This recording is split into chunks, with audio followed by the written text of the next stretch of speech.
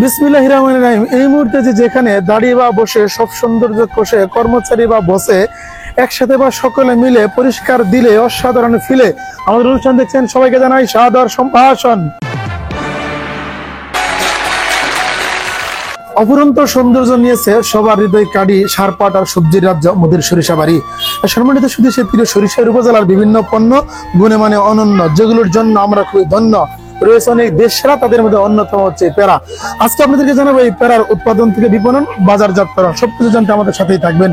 পেরা সন্দেশের ইতিহাস শত বছরের পুরনো। মিষ্টি জাতীয় এই খাবারটি প্রথমে দেবদেবীর আরাধনায় ব্যবহৃত হতো, পরবর্তীতে সর্বসাধারণের জনপ্রিয় মিষ্টান্নে পরিণত হয় এই খাবারটি।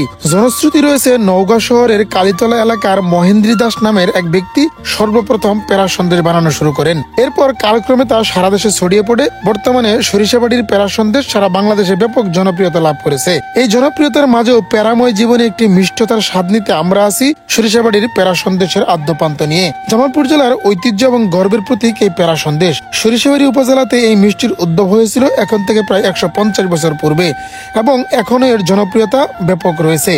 এই চাহিদার ভিড়ে গ্রাম থেকে শহরের নিড়ে ধীরে ধীরে এর সুনাম পৌঁছে গেছে দেশ থেকে প্রবাসে, এমনটাই মনে করেন এখানকার ব্যবসায়ীরা। আমি সঙ্গীতা মিষ্টান্ন ভান্ডারের স্বত্বাধিকারী সমীরণ কুমার ঘোষ। আমাদের সরিষাবাড়ির পেরা অত্যন্ত সুস্বাদু এবং অনেক পুষ্টিকর।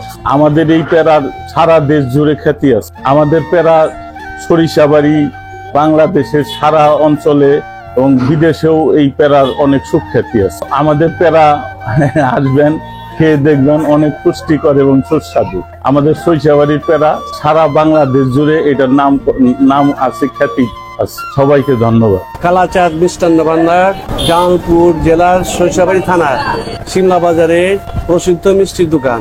এর মধ্যে পেরাটা বিশেষভাবে তৈরি করা হয় এবং এটা আজ থেকে 50 বছর আগে থেকে শুরু হয়।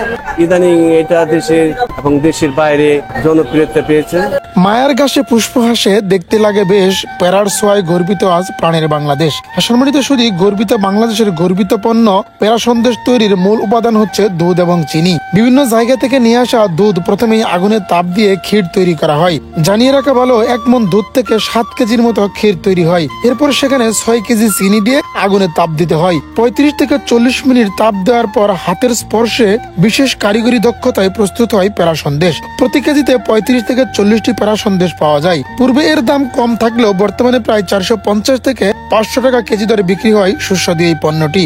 দুধ এবং চিনির সঠিক অনুপাতে তৈরি হওয়া, স্বাদে ও মানে, গুণে ও দামে, নানা সামাজিক কামে অনেকেই আনে, আবার অনেকে এর গুণ সম্পর্কে জানে।